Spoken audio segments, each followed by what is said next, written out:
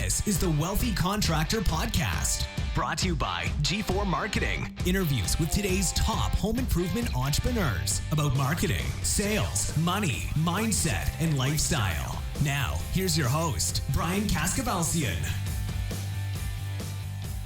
Hey everybody, Brian here. We have a special episode of the podcast for you today. As you may know, Accelerate Live 2022 is less than 100 days away. It's happening February 15th and 16th at the Westin Fort Lauderdale Beach Resort, and I hope that we're going to see you there.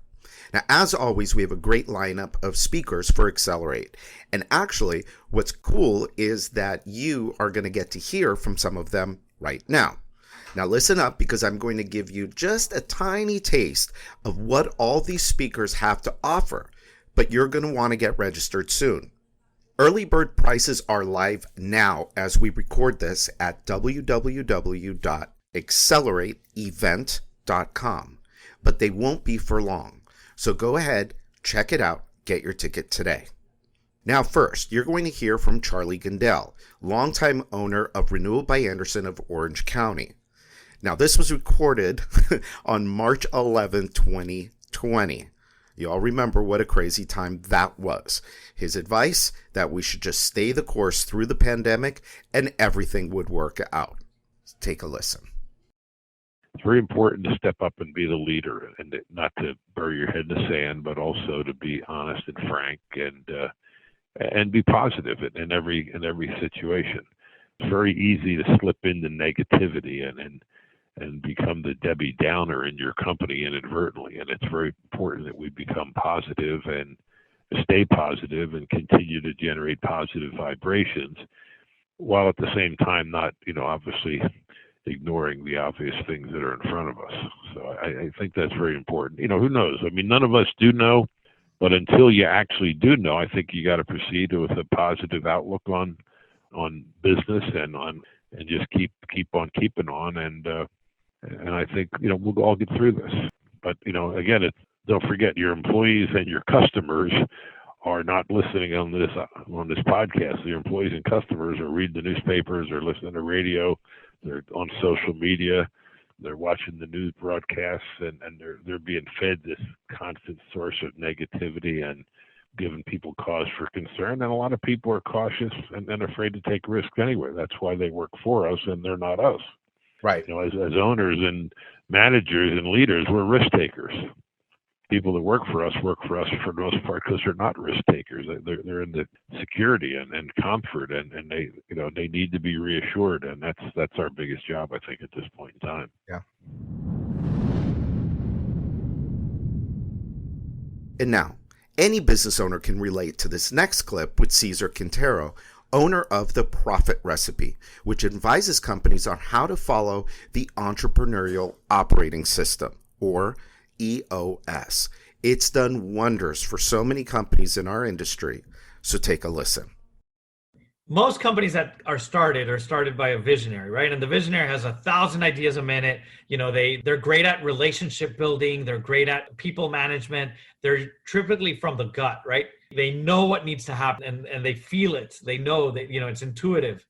And then the integrator figure is somebody who is project manager, who knows how to follow through, who's very logic driven and very in the now. So when we really contrast them, the visionary lives in the future. It's what may happen, what's going to happen. The integrator lives in the now. The integrator lives in, this needs to be done today. These are the task lists. These are the project management lists. Who's doing this? Who's doing that? They create consensus. They remove roadblocks. They create processes, right?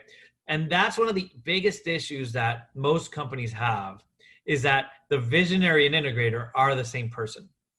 Typically, right? Because we go insane with our teams and we're like, okay, I have these ideas. And then I went to this conference and I just heard this podcast with Brian, and Brian said that we need to start having a vision. So we're going to define that vision, right? And then you start the process and then you hit into integrator mode and you tell all your team, okay, let's all band together. Let's be in a room. Let's get to this. But guess what? Next week you read a book.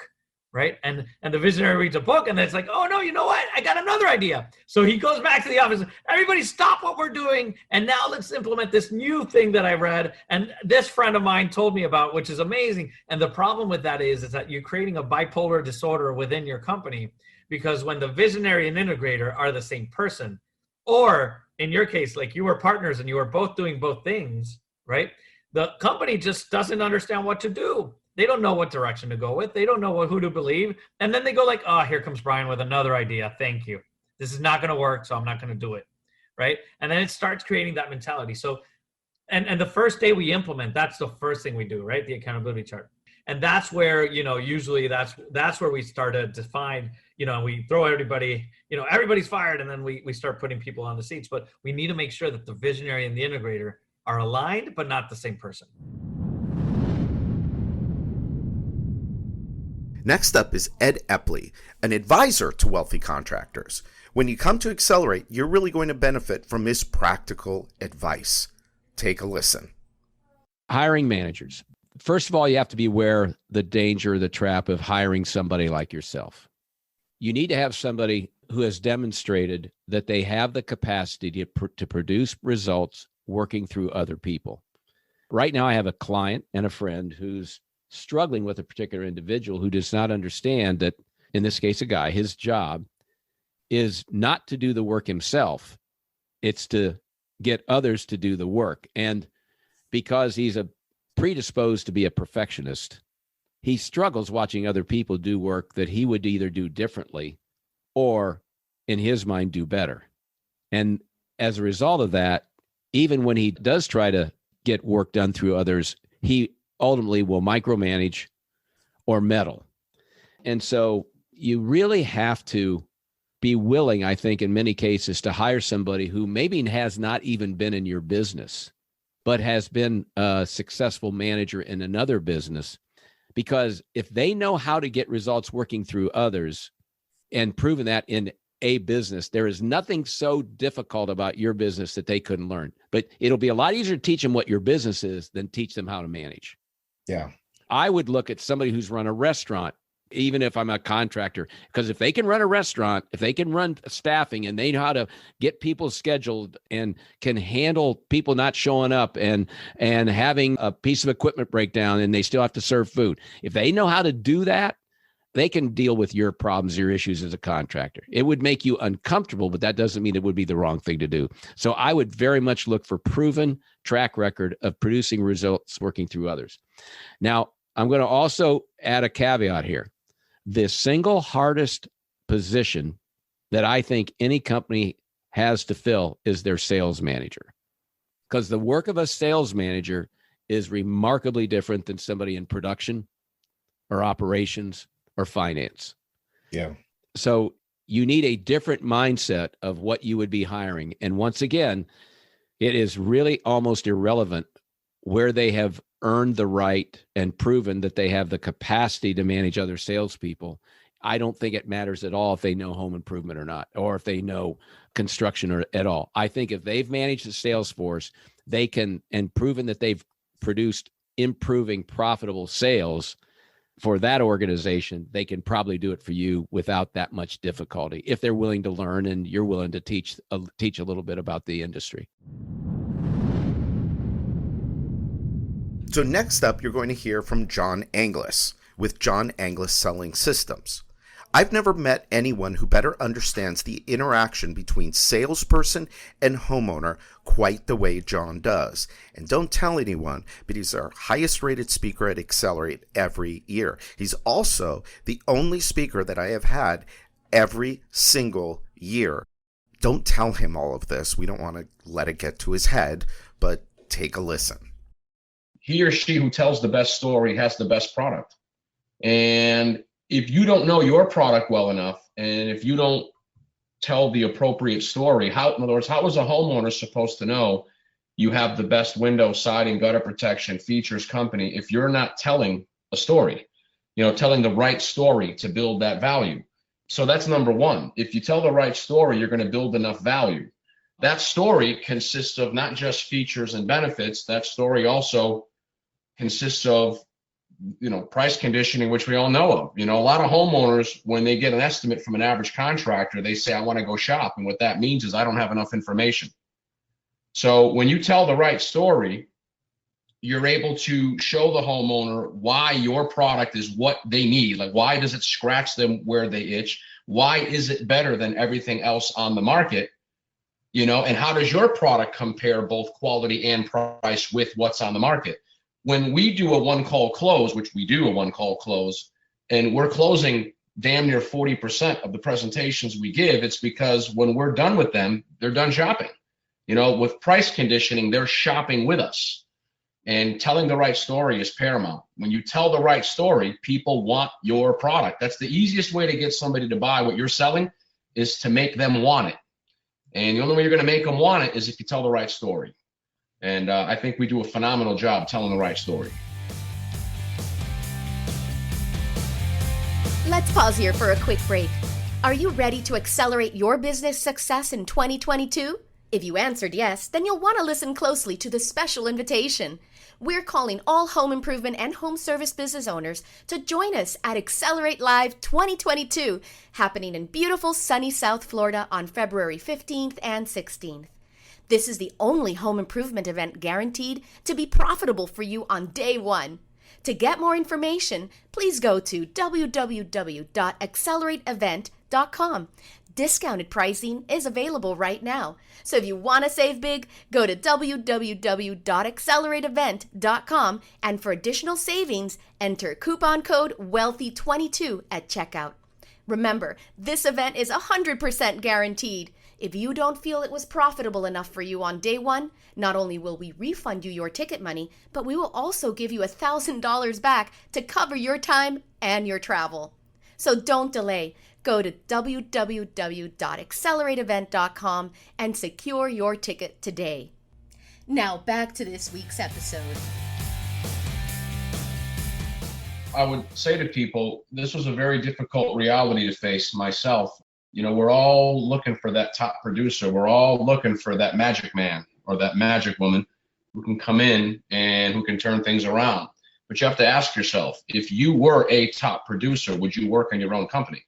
We're not a huge company. In fact, pound for pound, somebody asked me last year at the Accelerate event when they, how much revenue do you do? About 5 million.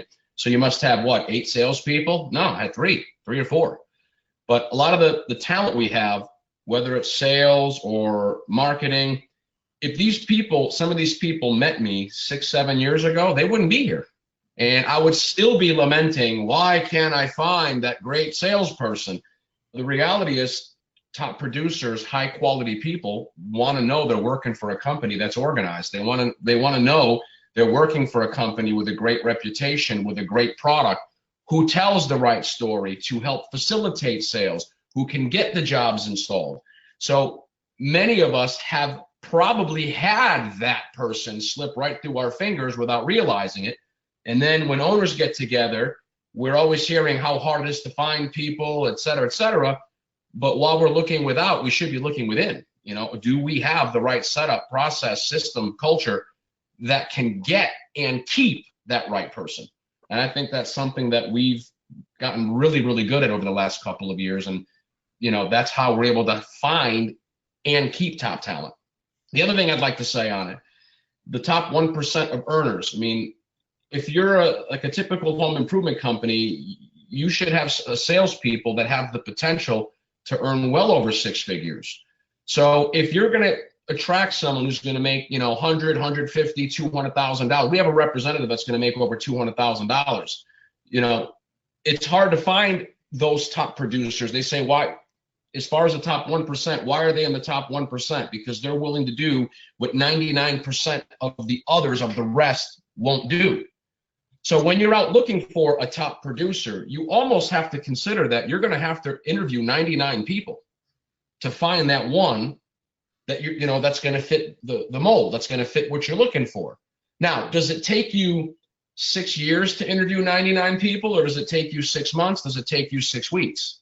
Right? So if you go through that process, you find the person you're looking for, you plug them into your business, and jobs can't get installed, or you don't give them the tools to succeed, or it's just everybody's disorganized, again, that top producer is never going to manifest as a top producer. They're going to be part of the exit, as you know, the merry-go-round. And again, we're all wondering, why can't we find that right person? So, you know, I think it begins within, you know, what we're doing at our company to make sure that when we do attract them, we can keep them. All right, last year at Accelerate, Mark Curry gave such helpful advice that our attendees asked for us to do a whole separate event with them, which is when we developed the Profit Workshop.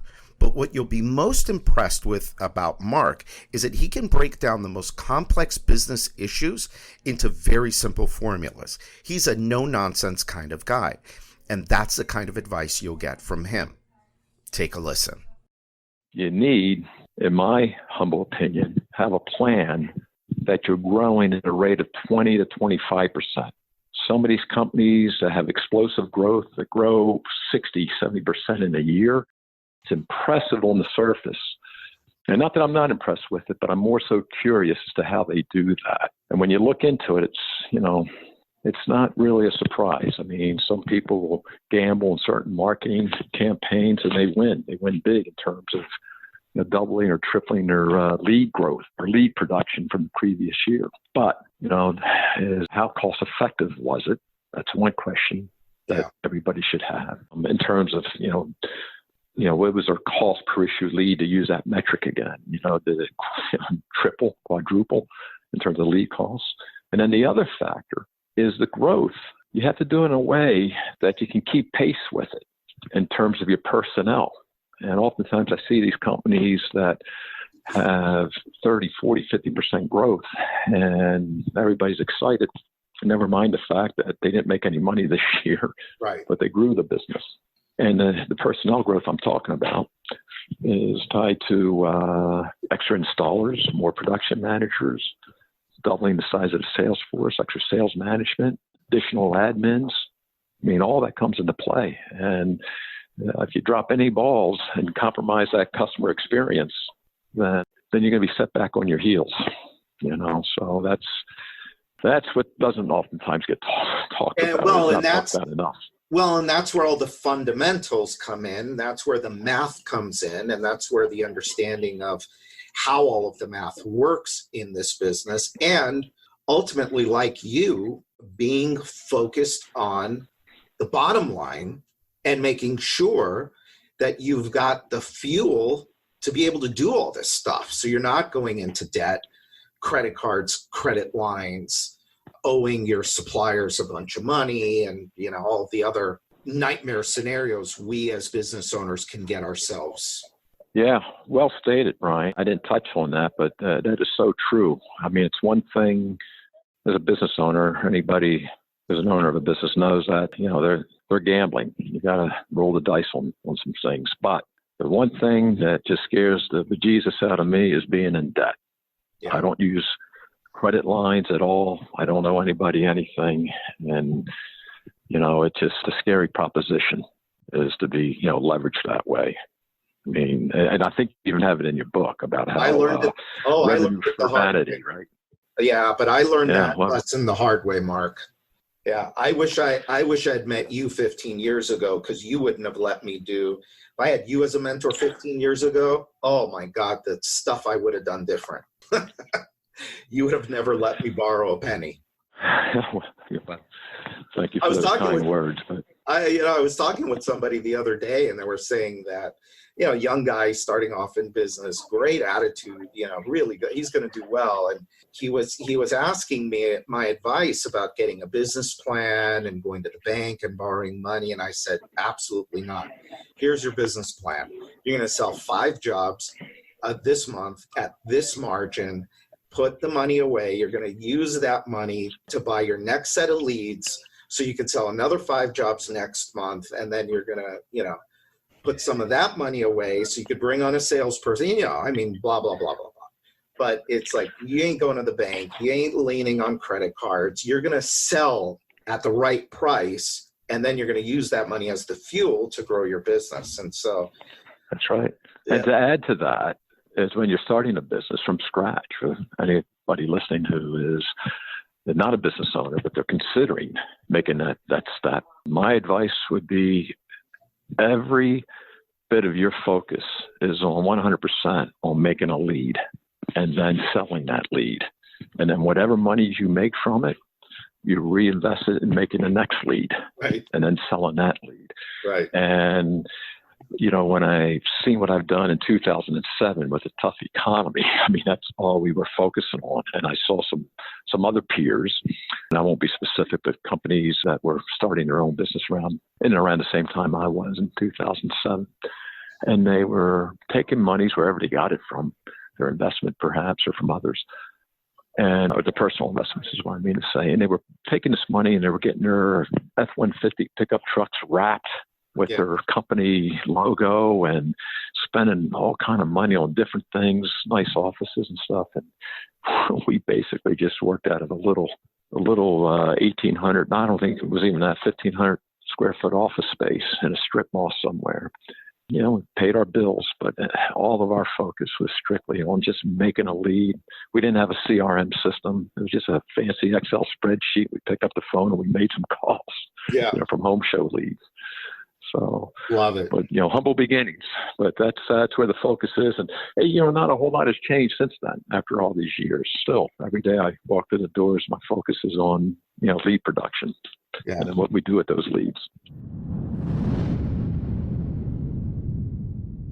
Next up is Scott Berman, owner of Florida Window and Door. Now, if you've met Scott, he's extremely focused. He has a good eye for what makes money and what doesn't.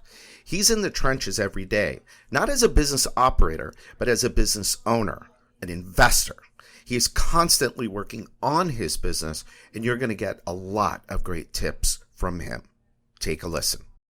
Listen, when we first started in Florida, the Florida market is so much different than the other markets around the country. Yeah. There's so much more regulation and code requirements and inspections. So when we first started, we just had no idea what we were doing. I thought we did. We could sell. As most of us, I think, in this business would agree, the sales process is the easy part of the process. But we could sell. We didn't have the administrative side. So where we really, honestly, for the first 10 years, we were figuring out the business down here. We really were.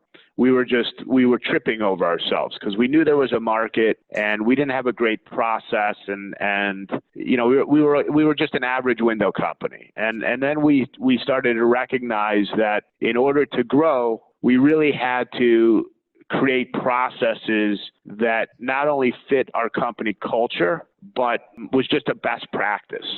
And so we literally went from department to department and started developing the process. And the first place we started was sales. And what we tried to do was we tried to speak to and meet as many successful window companies as we could and determine what their processes were, and just became like, even though we had been in the business for many years, we just became sponges and we just learned and we interfaced with these people and we took their concepts and we made them Florida Window and Door concepts. Not that I don't want to say that we stole them or we borrowed them or copied them, but we certainly learned from them in order to create our own processes. And then the other thing that I think we did, which I believe really propelled us to the next level, was we made a business commitment to never hire another company salesperson. And I think that really took us to a whole different level, because what we recognized was that, and I'm sure all of us have seen this, is that, a salesman from another company comes in and says, oh, the other company sucks. Company A is terrible. Here's why company A is terrible. And here's my W-2. I sold $3 million worth of product for company A. And imagine what I could do for you. And we used to look at that and be like, oh my God, this is amazing. Like, the guy sold $3 million, that's great. He'd fit in great here, or, fit in well here. And what we found was that disgruntled guy at company A turned out to be the disgruntled guy at my company. And not only does he become disgruntled, but he then he just compares company A to company B. And inevitably the guy realizes that, maybe the window industry wasn't for him, or her to begin with. And so when we made that change, we also recognized that we had to, by making that change and getting rid of or being unwilling to hire, another competitor's salesperson, we also recognized that we had to implement our own sales training. And so in my mind, those were the areas where we specifically started and really changed our business for the better, because it allowed us to not only basically create our own group of soldiers, but it also gave us the ability to grow consistently, because we knew that we could train those people. And we could take a person who was an insurance salesman or a cheesecake factory waiter or whatever the case may be, and turn them into a Florida window and door salesman who knew how to sell because he followed our best practice. And finally, I just wanted to end with Ed Epley one more time, because this does a great job of summing up what's most important about attending Accelerate. As a business owner, your mindset is key. And at Accelerate, we're going to focus on how you can break through the barriers that you think are standing in the way of your success, or maybe you don't even know those thoughts are there, or that they're standing in your way. This is the real work you need to be doing on yourself in order to improve your business and your life. Take a listen. State of mind is disproportionately important. You could argue it is the most important thing. Some people might not agree with that, but I think if you look at a Elon Musk, if you look at a Steve Jobs, if you look at a Mother Teresa, if you look at any of those folks that have done these exceptional things that most of us look at and say it's worthy of admiration. So it could be socially, it could be in business world, but either one's worthy of admiration. They had a mental outlook that they were not going to be constrained by whatever they confronted as obstacles. Yeah. So they had an indefatigable, they had a unlimited capacity to remain fully committed no matter how difficult it became. Right. And there's a weird thing about our brain. The subconscious does not know the difference between fact or fiction. And I think it's neurolinguistics, but there were other people who wrote back in the 30s, 40s, and 50s about this. Napoleon Hill, Think and Grow Rich, and other individuals. So if you repeat something to yourself, good or bad, often enough, your subconscious moves you in that direction. So if you tell yourself you're bad at something, you will definitely be bad at it. You will suck at it. Yeah. and you will be painful. It'll be painful for whenever you're in that situation. Likewise, if you tell yourself you're going to get good at something, you will get better at it. It doesn't mean you'll be world class, but you will make progress. And so controlling the thinking that goes on between our heads is the first real mastery that we have to have before we try to master working with others. So I think it's really important.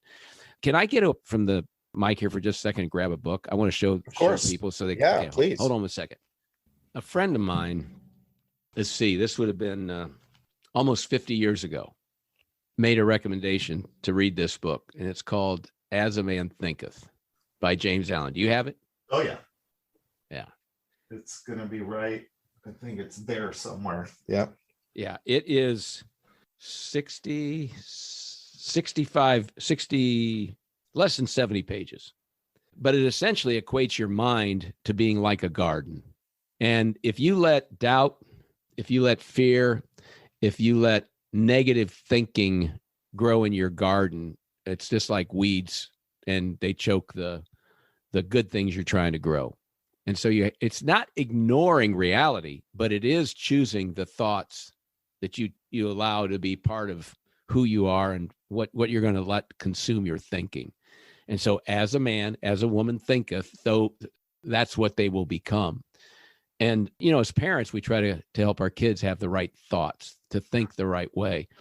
And part of it's, I think one of the worst things as a parent, we hate to see this in our kids when they say, I can't.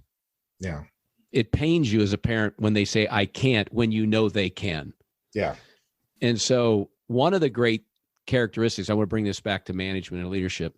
So one of the attributes of a really great manager and leader, because leadership is a function of professional management. So one of those attributes that's just so powerful is the manager who can help a person become more confident. When we help people increase their confidence that they can do the job that we need them to do, their performance will go up. Their job satisfaction will go up. Their interaction with both internal and external customers will go up. I mean, it is such a powerful lever to people's performance becoming what we want and need it to become. And so if a manager is really the kind of manager we want, one of the things they'll do is appropriately inspire confidence in others.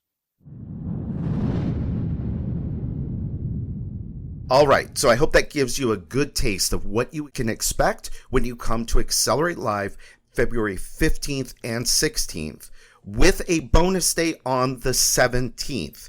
We've got 3 bonus day options that are really exciting.